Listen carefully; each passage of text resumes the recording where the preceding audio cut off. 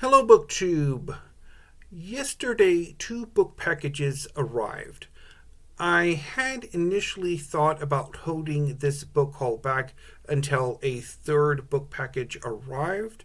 Unfortunately, that book package is being rather wayward and is currently hanging out in Kansas City, Missouri, after spending several days in Wichita, Kansas.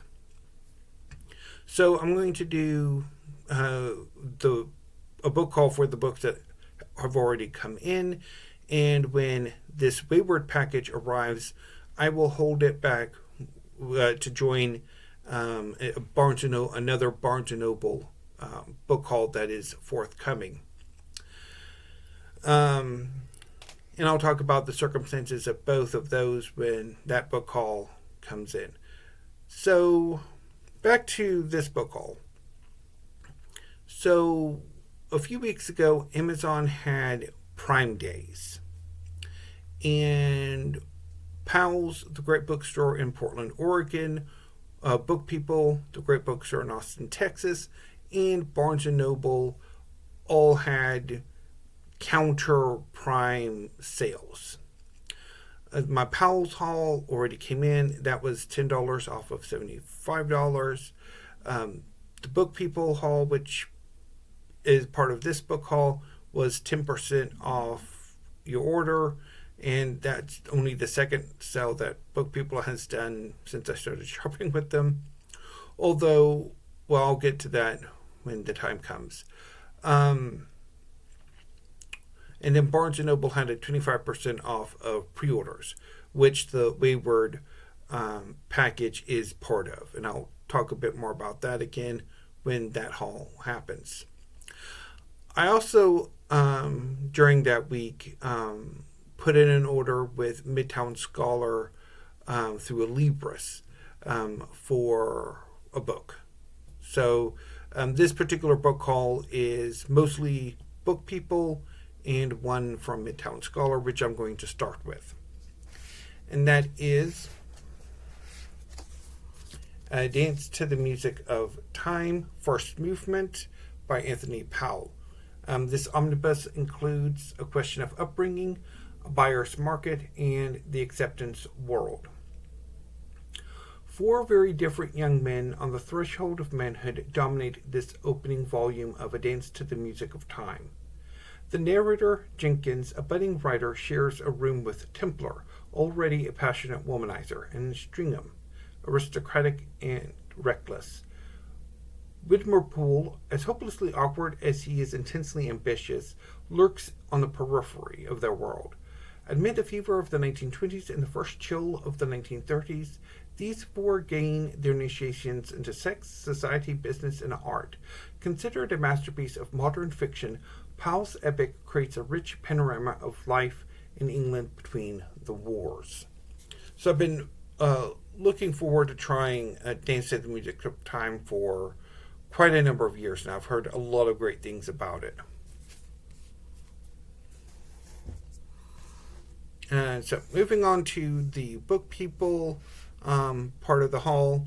Again, most of these are classics with 2 more modern or contemporary classics, depending how exactly you want to delineate modern and contemporary. Or I guess you could say postmodern. And I have these in reverse alphabetical order for a change. So first up from Book People is The House of Mirth by Edith Wharton. The beautiful Lily Bart lives among the nouveau riche of New York City, people whose millions were made in railroads, shipping, land speculation, and banking. In this morally and aesthetically bankrupt world, Lily, aged 29, seeks a husband who can satisfy her craving for endless admiration and all the trappings of wealth, until her quest comes to a scandalous end when she is accused of being the mistress of a wealthy man. Exiled from her familiar world of artificial conventions, Lily finds life impossible. So I've heard a number of times that The House of Mirth is one of the candidates for the Great American Novel, and I would like to find that out for myself. Next, I would like to welcome back to my library The Color Purple by Alice Walker. A powerful cultural touchstone of modern American literature, The Color Purple depicts the lives of black women in early 20th century rural Georgia.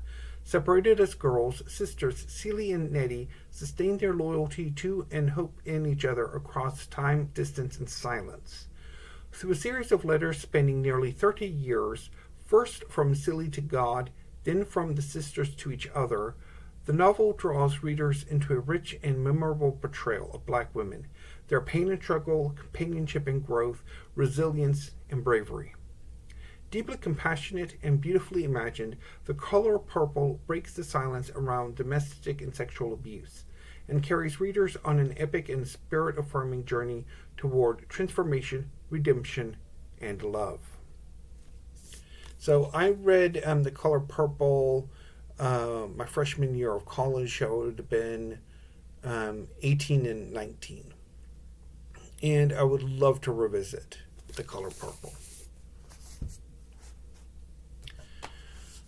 From W all the way down to D.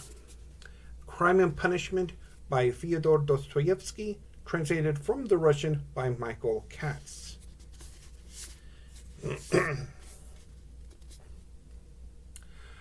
Published to great acclaim and fierce controversy in 1866, Fyodor Dostoevsky's Crime and Punishment has left an indelible mark on our modern world. Michael R. Katz reveals the social problems facing our own society from the nation with his sparkling new translation, offering a searing portrayal of the labyrinthine universe of 19th century St. Petersburg, the story of Raskolnikov, an impoverished student who sees himself as extraordinary and therefore free to commit crimes, even murder, is brought to life in this work that best embodies the existential dilemmas of man's instinctual will to power, but boldly embracing the complex linguistic blend inherent in modern literary Russian. Katz masterfully revives the intensity of Dostoevsky's first reader's experience, and proves that Crime and Punishment still has the power to surprise and enthrall us. From Susan McReynolds. And of course on the cover, there is a blurb by BookTube's own Steve Donahue.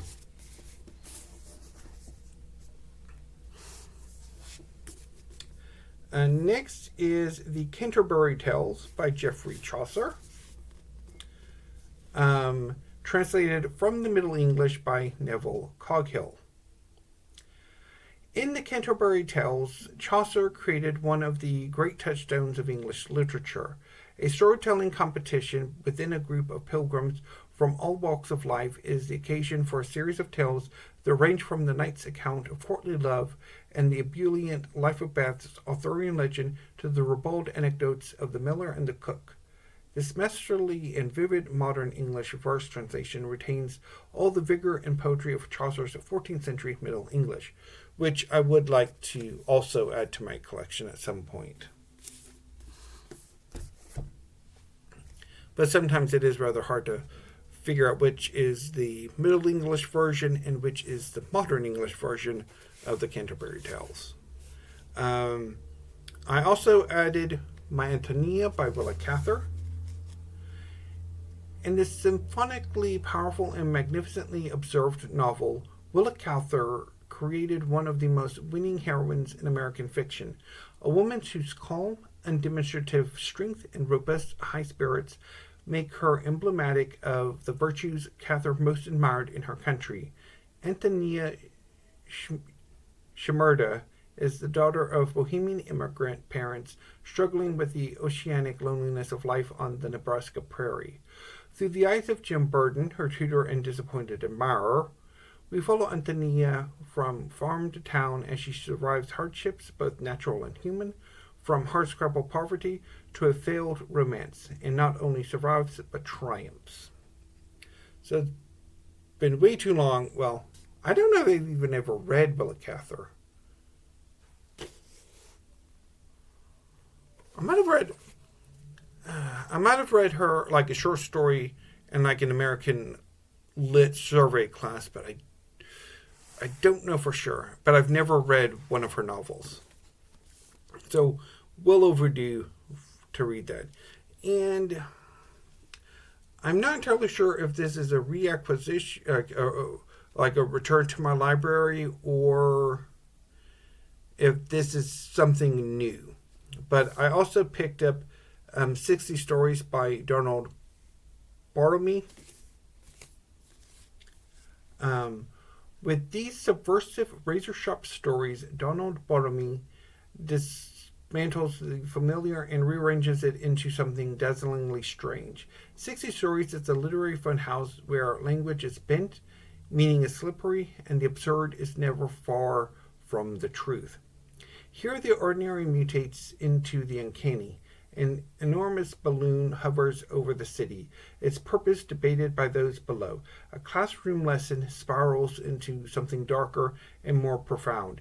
Two men locked in a Cold War bunker teeter on the edge of madness. Elsewhere, a friend struggles to coax the Phantom of the Opera out of his shadowy refuge. And an entire town is made up of nothing but churches. Barthelme moves effortlessly between deadpan satire, dream logic, and moments of startling beauty, crafting stories that are as unsettling as they are irresistible. Whether you're encountering his work for the first time or returning for another descent into his linguistic labyrinth, 60 Stories is a testament to a writer who saw the world askew and showed us how thrilling that could be. So when I was in college, I took a modern and contemporary... No, it was a modern and postmodern fiction class. And one of the works we read was a collection of short stories by Donald Barthelme. I don't remember if this earlier version of this book is what we read or if it was a different version. I need to try to find what happened to my old library catalog to make sure and see if I have it listed on there. But very happy to have Donald Barthelme back. I would really love to revisit his work as well. So, to conclude with the Steve Pyramid, 60 Stories by Donald Barthelme, My Antonia by Willa Cather, The Canterbury Tales by Geoffrey Chaucer, translated from the Middle English by Nevill Coghill, Crime and Punishment by Fyodor Dostoevsky, translated from the Russian by Michael R. Katz,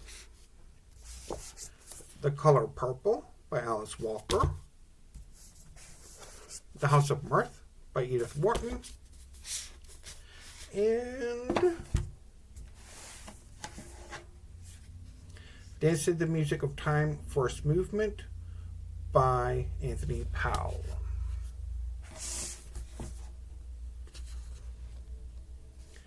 So, yeah, very, very happy to have these. And look forward to more Book People hauls in the future, because Book People just recently started a membership program where you actually do get kind of a continual 10% off, which I'm very happy about. So anyway, BookTube, I will be back later this afternoon with a tag video. So until then, thank you and have a great morning.